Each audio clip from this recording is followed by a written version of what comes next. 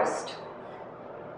She walked as she always had, with a straight spine, head up, solid footing, and a quick pace. Her walking robe had been hand-woven by the old ones and embroidered on the edges with intricate symbols. It flowed as she moved. Her long, dark hair hung loosely at her shoulders, hiding hooped earrings carved from soft driftwood. Her seashell pendant necklace hung from her neck as she walked barefoot. Her forest green eyes focused on one purpose: to savor every moment she experienced as she walked through this familiar woodland.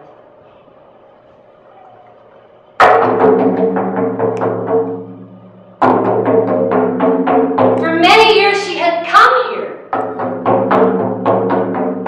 to be inspired by the natural world that surrounded her. And each visit gave her another story song that she brought back and sang to her people. Her gift of story was revered, and she was held in high esteem. It surprised her at first, but she grew to accept the person she had become in their eyes. Life had been full of storytelling and teaching. She'd been devoted to it, but this time, her walk was different, because, you see, it was Earth's last day. She could feel it. Nobody else knew, and she decided it was best to keep it like that.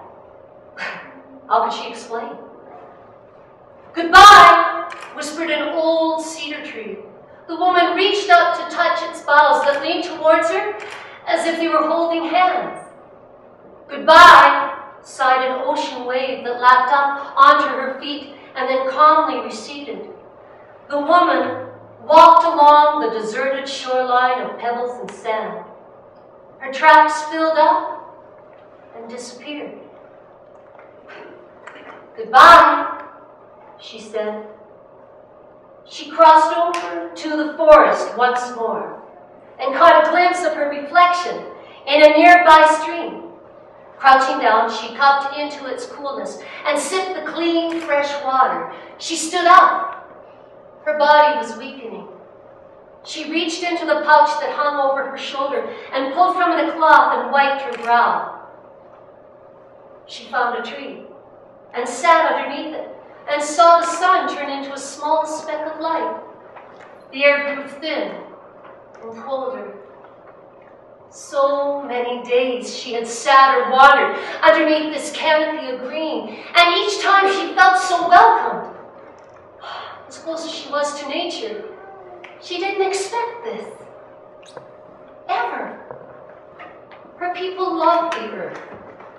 She'd never known it to be vengeful, only so sweet and loving and forgiving of their clumsy attempts to understand it.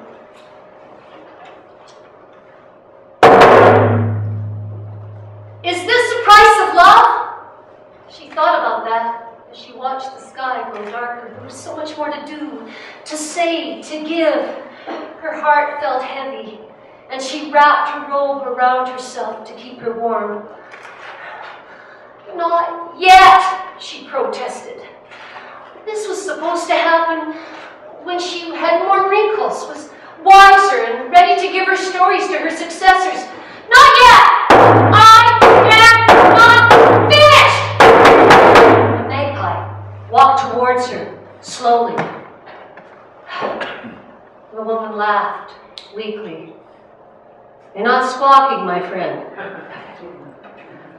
I've never seen you this quiet." "It's the last stage, sister." "Well, I'm here. Come. I will listen to you." The bird shuddered. "You're shivering. Come on now. Come closer."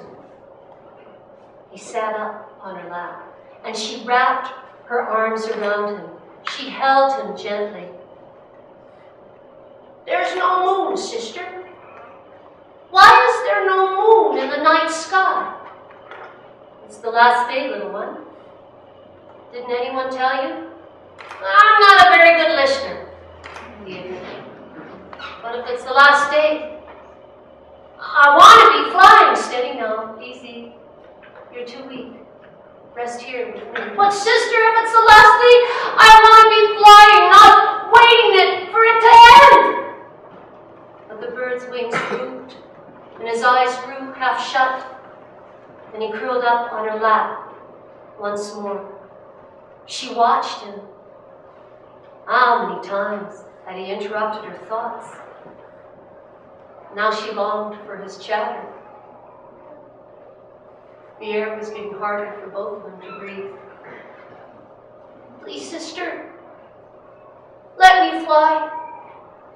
It's what I do best, he murmured in his listless half-sleep. Perhaps there's something in my pouch for you, she said. Her arms felt weighted down by an invisible force, but she reached in anyway and pulled from it a cloth that she had had before. Why had he come at this hour? There was nothing she could do. The earth has decided. One woman cannot do anything. Please, he pleaded, as his eyes pulled shut completely. Please! Tears trickled down her weary face. I wanted to be alone for this, she said to herself, and wiped them away. She looked at the bird. His little chest heaved and struggled for breath. His body was so fragile. His legs twitched. His wings pushed to open and then closed quickly. He fluttered and peeped and then grew motionless. The woman's breath became shallow, and her tears trickled down her face. She continued to collect them in her cloth. She kept wiping them more and more and more, and then, who was she to not offer the magpie something? It would only take her a moment. She could tell him a story. Perhaps that would help.